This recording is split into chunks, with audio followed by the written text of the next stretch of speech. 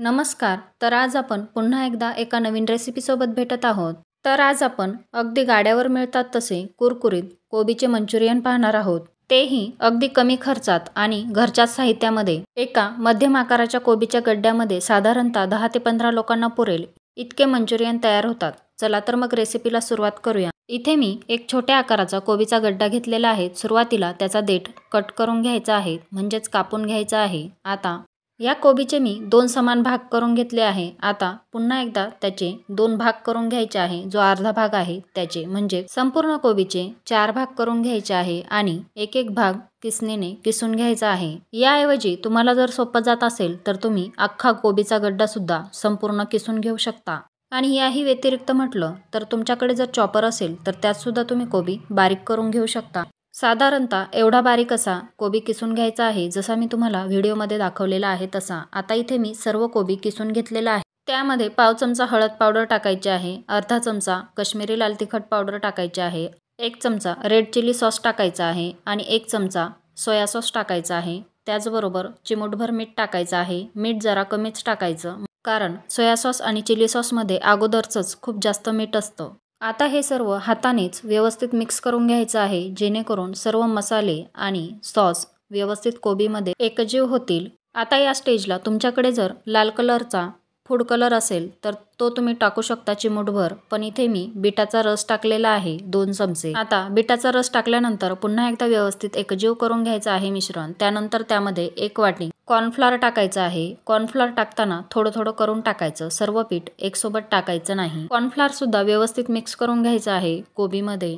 आणि आता राहिलेलं संपूर्ण कॉर्नफ्लॉवर टाकून व्यवस्थित मिक्स करून घ्यायचं आहे. कॉर्नफ्लॉवर मिक्स करून झाल्यानंतर 1 वाटी मैदा टाकायचा आहे. इथे मी अर्धी वाटीच घेतलेला आहे, पण त्यानंतर मी पुन्हा अर्धी वाटी मैदा टाकलेला आहे. मैदा सुद्धा थोडा थोडा करून संपूर्ण मिक्स करून घ्यायचा आहे आणि एक घट्ट गोळा तयार करून घ्यायचा आहे पिठाचा.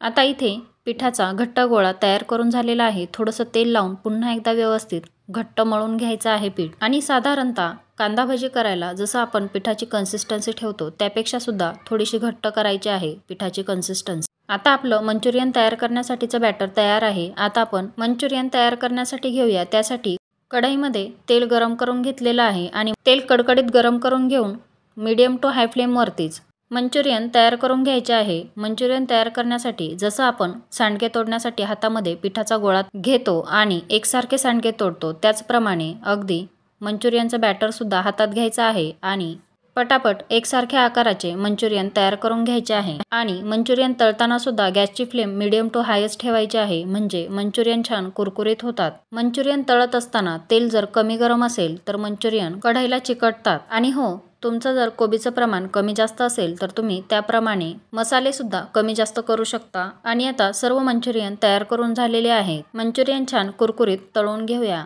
हे कोबीचे मंचुरियन तयार करण्यासाठी फक्त 10 ते 15 मिनिटाचा वेळ लागतो.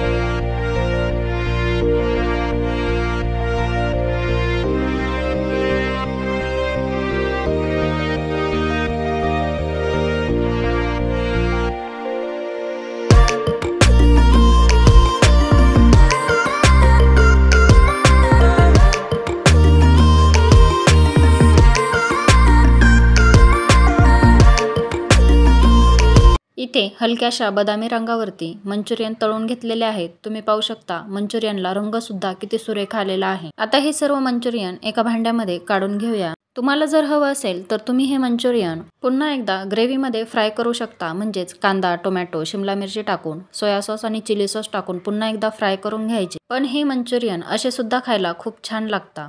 तुमच्या घरात सुद्धा नेहमी कोबीची तीच भाजी खाऊन जर कंटाळा आला असेल तर कधीतरी कोबीची ही रेसिपी सुद्धा नक्की ट्राय करा.